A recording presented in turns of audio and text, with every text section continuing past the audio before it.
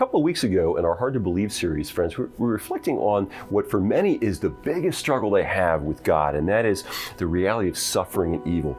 Cancer, accidents, tornadoes, wars, abusive parents and spouses. If there really is a good and powerful God, why do these things happen? But what's often overlooked in all this is that if because of suffering and evil you reject God, well, you still have to deal with suffering and evil. And there are two main ways that I find people try to deal with this without God. One is if we look at ourselves as just being material beings with bigger brains than other animals. And so at that point, there really is no meaning or purpose to our lives, no real good, no real evil, just as some animals eat other ones and some get diseases and injuries and all of them eventually die. So also with human animals.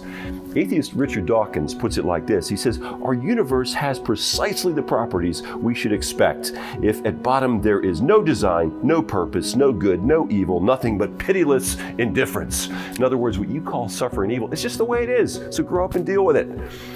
But even if we convince ourselves of this in our heads intellectually, when someone robs your house, the doctor says, I'm sorry, there's nothing more we can do. It doesn't feel like, oh, well, that's just the way it is. It feels like there's something terribly wrong. Well, then you've got the way of trying to detach ourselves from the world of wants and desires. This is more formally developed in Buddhism, which says that suffering is a problem because of our desires. We want food, we don't have it. We want to be healthy, but we're sick. We want somebody to love us, but they hurt us instead. And Buddhism's answer to this is to help you come to the place where you don't desire these things anymore. And it isn't just Buddhists that try to do this.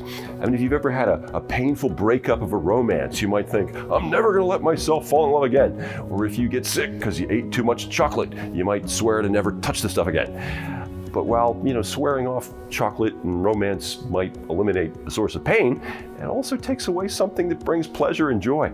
Someone once put it like this. They said of this approach to suffering, they said, yes, it does cure the disease, but it does so by killing the patient. Now, I'll freely admit, friends, that the realities of suffering and evil are confounding to those of us who believe in a powerful and a good God. But taking God out of the equation doesn't seem like a good option either. And while the Christian faith doesn't really answer our big why questions about suffering and evil, it does propose that we have a God who is powerful enough and wise enough to have reasons that limited creatures like us just can't understand. And in the person of Jesus, we are offered, friends, deep consolation and a firm basis for hope in the midst of suffering and evil. Consolation because in Jesus, God doesn't duck the issue, but he actually enters into and takes suffering and evil upon himself on the cross. And so while we still don't understand the why of our suffering, we can know it's not because God doesn't understand, doesn't care, doesn't love us. And the hope we have in the midst of suffering is because this same Jesus who himself suffered and died was raised from the dead. And he promises someday to raise his followers and bring about a new creation where there's no pain, no suffering, no death. So when it comes to suffering and evil, as followers of Jesus, we often don't have all our why questions answered. But we are given the deep consolation that comes from the cross and the solid hope that comes from the empty tomb, that promise of new creation someday. Well, thanks for your time today, friends.